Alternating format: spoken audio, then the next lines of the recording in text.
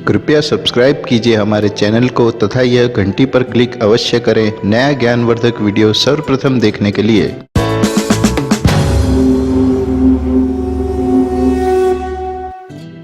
नमस्कार दोस्तों, मैं विनोद पांडे आपका हार्दिक स्वागत करता हूं आपके अपने YouTube चैनल पर।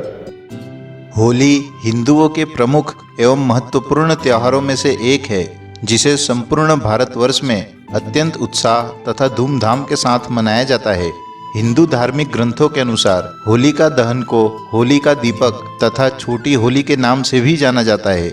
होलिका दहन का दिवस अर्थात फाल्गुन मास में आने वाली पूर्णिमा तिथि को फाल्गुन पूर्णिमा कहते हैं। हिंदू धर्म में फाल्गुन पूर्णिमा का धार्मिक, सामाजिक तथा सांस्कृतिक महत्व अत्यंत अधिक है।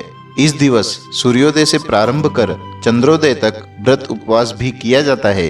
धार्मिक मान्यताओं के अनुसार फाल्गुन पूर्णिमा का उपवास रखने से प्रत्येक मनुष्य के समस्त दुखों का नाश होता है तथा उस भक्त को भगवान श्री हरि विष्णु की विशेष कृपा दृष्टि प्राप्त होती है। सनातन हिंदू धर्म के अनुसार होलिका दहन का मुहूर्त किसी अन्य त्योहार के मुहूर्त से अधिक महत्वपूर्ण तथा अति आवश्यक है। यदि किसी अन्य त्योहार की पूजा उपयुक्त समय पर ना की जाए तो मात्र पूजा के लाभ से वर्जित होना पड़ता है, किंतु होलिका दहन की पूजा यदि अनुपयुक्त समय पर हो जाए तो यह एक दुर्भाग्य तथा भारी पीड़ा का कारण बनता है। हमारे द्वारा बताया गया मुहूर्त धर्मशास्त्रों के अनुसार निर्धारित किया हुआ श्रेष्ठ मुहूर्त है। यह मुहूर्त सदैव भद्रामुख का त्याग करके निर्धारित होता है। होली के पर्व को सूर्यास्त के पश्चात प्रदोष के समय जब पूर्णिमा तिथि व्याप्त हो तभी मनाना चाहिए। पूर्णिमा तिथि के पूर्वार्ध में भद्रा व्याप्त होती है। प्रत्येक शुभ कार्य भद्रा से वर्जित होते हैं, अतः इस समय होलिका पूजा तथा होलिका दहन नहीं करना चाहिए। यदि भद्रा पूज प्रदोष से पहले तथा मध्य रात्रि के पश्चात व्याप्त हो तो उसे होलिका दहन के लिए नहीं लिया जा सकता, क्योंकि होलिका दहन का मुहूर्त सूर्यास्त तथा मध्य रात्रि के बीच ही निर्धारित किया जाता है। होलिका दहन का शास्त्रोक्त नियम। फाल्गुन शुक्ल अष्टमी से फाल्गुन पूर्णिमा तक होलाष्टक माना जाता है, जिसमें शुभ कार्य वर्जित रहते हैं। फाल्गुन मास की पूर्णिमा के दिन होलिका दहन किया जाता है, जिसके लिए मुख्यतः 2 नियम ध्यान में रखने चाहिए। प्रथम, उस दिन भद्रा न हो। भद्रा का ही एक दूसरा नाम बिष्टिकरण भी है, जो कि 11 करणों में से एक करण है। एक करण तिथि के आधे भाग के बराबर होता है। द्वितीय, पूर्णिमा प्रदोष काल व्यापिनी होनी चाहिए। सरल शब्दों में कहें तो उस दिन सूर्यास्त के पश्चात 3 मुहूर्तों में पूर्णिमा तिथि होनी आवश्यक है। होलिका दहन के मुहूर्त के लिए यह बातों का ध्यान अवश्य रखना चाहिए।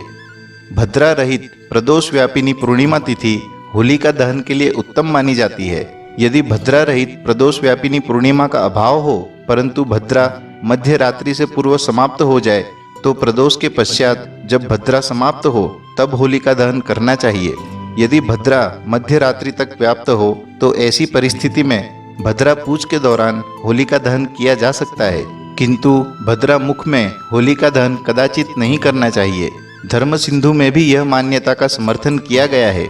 धार्मिक ग्रंथों के अनुसार भद्रा मुख में किया गया होलिका दहन अनिष्ट का स्वागत करने के जैसा है, जिसका परिणाम न केवल दहन करने वाले को किंतु नगर तथा देशवासियों को भी भुगतना पड़ सकता है। किसी वर्ष भद्रा पूज प्रदोष के पश्चात तथा मध्य रात्रि के बीच व्याप्त ही नहीं होती है, तो ऐसी स्थिति में प्रदोष के समय होलिका दहन किया जा सकता है। किसी दुर्लभ स्थिति में यदि प्रदोष तथा भद्रा पूज दोनों में ही होलिका दहन संभव न हो तो प्रदोष के पश्चात होलिका दहन करना चाहिए। इस वर्ष फाल्गुन मास की पूर्णिमा तिथि 28 मार्च रविवार की प्रातः 3:27 से प्रारंभ होकर 28 मार्च रविवार की ही मध्य रात्रि 12:17 तक व्याप्त रहेगी।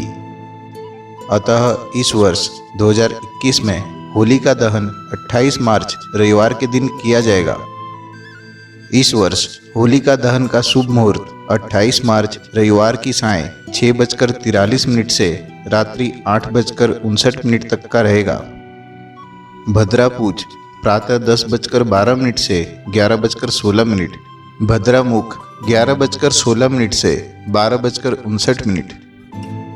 रंग वाली होली, जिसे धुलंडी के नाम से भी जाना जाता है, वह होलिका दहन के पश्चात ही मनाई जाती है। जो कि 29 मार्च सोमवार के दिन आएगी तथा इसी दिन को होली खेलने के लिए मुख्य दिन माना जाता है। आप सभी दर्शक मित्रों को हमारी ओर से होली की हार्दिक शुभकामनाएं। दोस्तों, हमारा आपसे निवेदन है कि यह जानकारी आप व्हाट्सएप या फेसबुक जैसे सोशल मीडिया के माध्यम से अधिक शेयर करें तथा हमारे चैनल को सब्सक्राइब करके हमारा मनोबल बढ़ाएं। वीडियो देखने के लिए धन्यवाद। आशा करता हूँ हमारे द्वारा दी गई जानकारी आपको अच्छी लगी होगी। यदि आपका कोई सुझाव या प्रश्न है तो कमेंट बॉक्स में लिखकर हमें सूचित करें। भगवान आपको सफल बनाए तथा उज्जवल भविष्य प्रदान करे। धन्यवाद।